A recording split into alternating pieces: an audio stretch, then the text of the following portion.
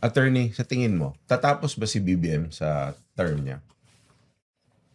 You know, a few weeks ago, when I saw all the rallies, sabi ko, hindi to tatapos ng term niya. Hindi to aabot ng January. Pero ngayon, pag hindi nag-rally uli, in the first 4 months next year, dapat mag-rally uli. So that we will be in the international news. Kasi kung hindi, kampante na siya na Tatapos. akala niya na appease niya na tayo. Yeah, but he has the full support of the military. Maybe. What do you mean, maybe? Because Browner is the one speaking out. But is Browner Supported. the AFP? Yeah. Dati naman ganun Parang Kay ganun. Erap, di ba? Si Browner supporter, pero hindi mo alam kung ang AFP supporting Dapat dati the kay Erap. person declaring that. Kay Erap, dati ganun din naman Last Lessons na yung, learned. last naman yung silang army. Nauna naman talaga ang mga pulis, sina Reyes, di ba? Sina DLG, Reyes. Also from the Harvard Kennedy School. Tapos sina Waikoko, di ba? Yeah. So, Si White. ang ano lang dyan is, kailangan magprotesta uli. But imagine the Iglesia ni Cristo can mass up 1 million people in 2 days? Yeah. That's massive. Oo. Yung kaliwa naman, siguro mga 7,000 daw, sabi ng PNP sa Luneta. Pero ang kanila, resign BBM, Sara resign also, kanila. Gusto nila snap election.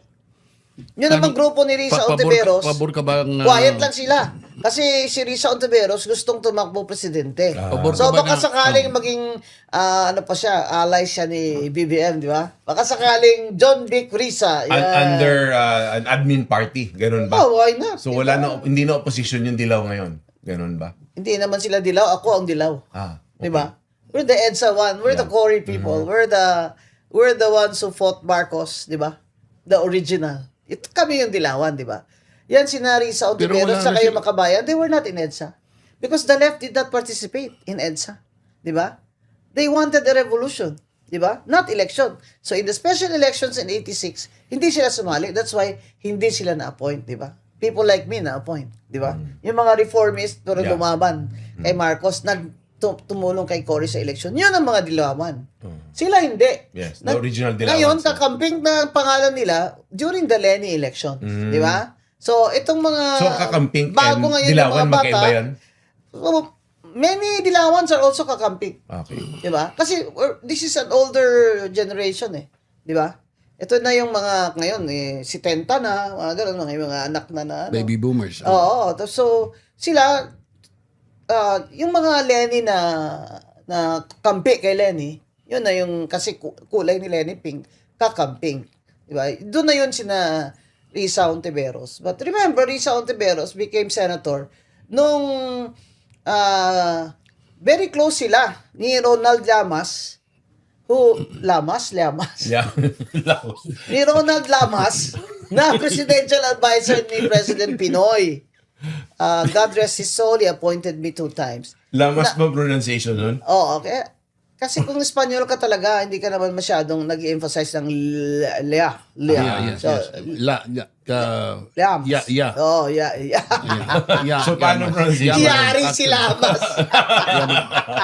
Lamas Hindi, na yan. ano dyan is, kaya nga, di ba, the strong rumor is they were lovers, di ba? Na he was married but Risa Ontiveros was his lover. Now Risa is denying it. Oh, super deny. Super Oo, deny. dapat lang i-deny niya, kapangit man ni Lamas. Uy, kalaway-law. Ay, sus! You mentioned there are calls for snap election. Mag-resign yung dalawa, si Sara at saka si BBM. Are you in favor of it? Ako, resign si BBM. Hindi, si Sara. Pag-resign, Snap election. sa akin sa akin, the one who has power now, who bungled our economy and everything, the one who caused it all is BBM, not Sara. And sa akin, kaya nakafocus ako na BBM resign. Hindi ako BBM Sara. Kasi may constitutional succession eh. Yeah. Di ba?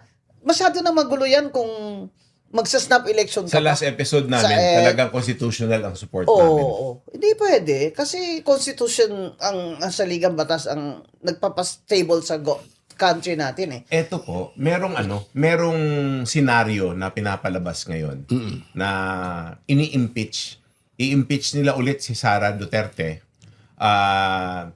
Ang iniisip nila na magkaroon ng perpetual disqualification para hindi makatakbo sa 2028.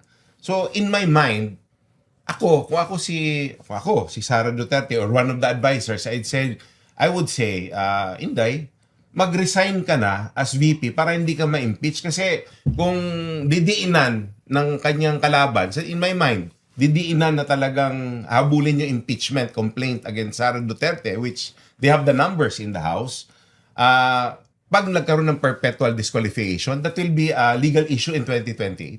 The question is Speaker Boji D willing to be a rubber stamp? Ayun ang... Because people are saying he's just a titular speaker. Yeah. The de facto speaker is Sandro Marcos. Sandro.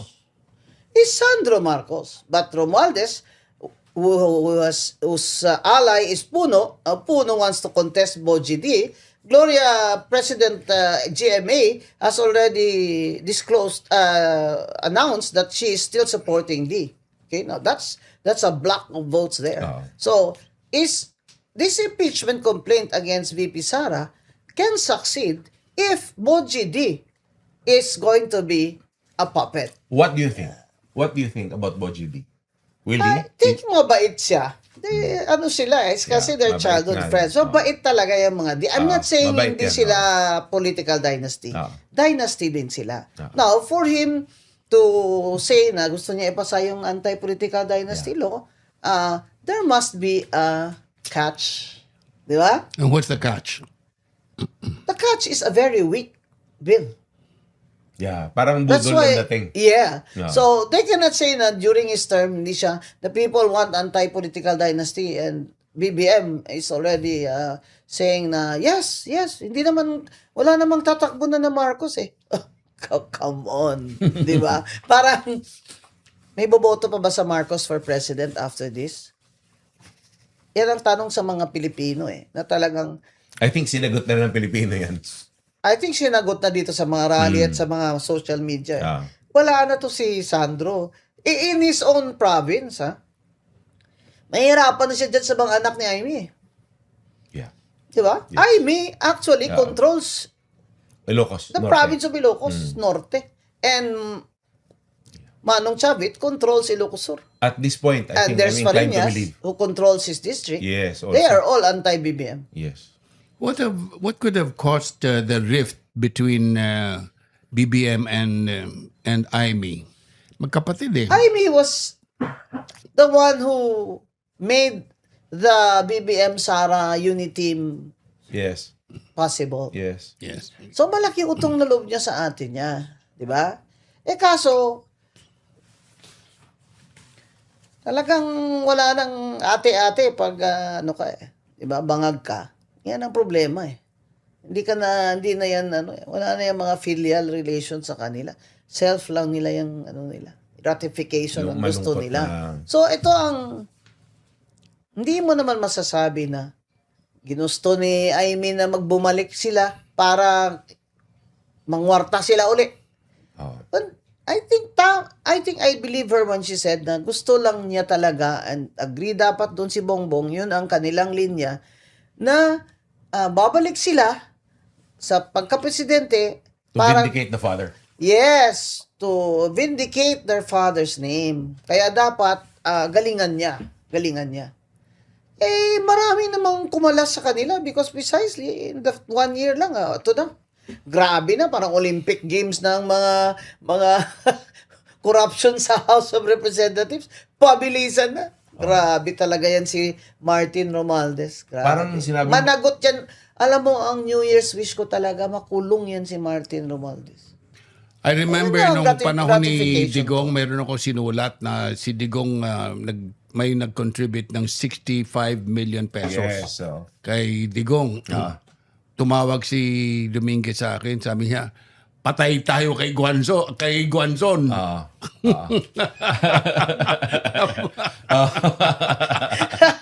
Sunny Dominguez. Kasi at least both sides, they know, di ba? Na I have integrity. Yes. Hindi naman noon panahon na yun na Palaban eh. pinapa-inhibit nga nila ako doon, di ba? Grace po, nung senador siya. Ngayon, pag senador, ayaw na kalabanin ng mga taga-Comelec eh. Kami noon, Senator Grace po, we said she's disqualified. She's not natural born. Di ba? Si Digong, pinapa-inhibit ako nung Aguirre. Yung nakapilo ka ba? Si Bit Aguirre. Pinapa-inhibit niya ako. Sabi niya, ang lakas ng loob niya. Tumayo doon na, move to inhibit. Tsura ng puto.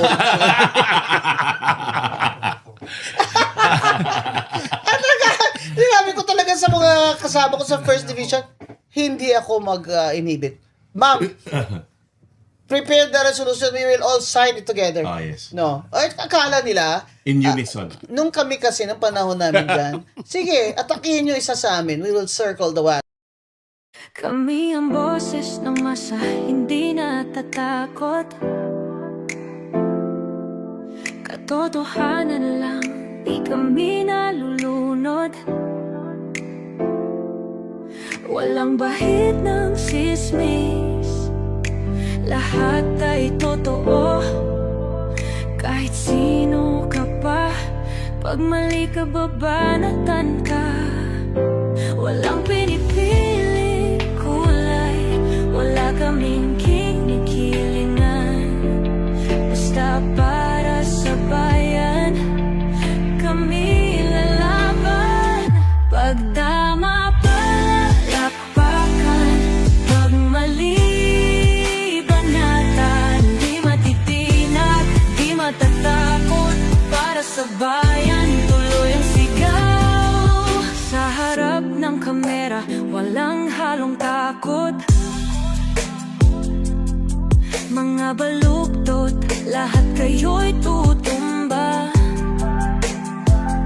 Ang hustisya at totoo, yun lang ang mahalaga. Kahit sinong harang, di kami matitinag. Walang pinipiling kulay, wala kaming kinikilingan. Basta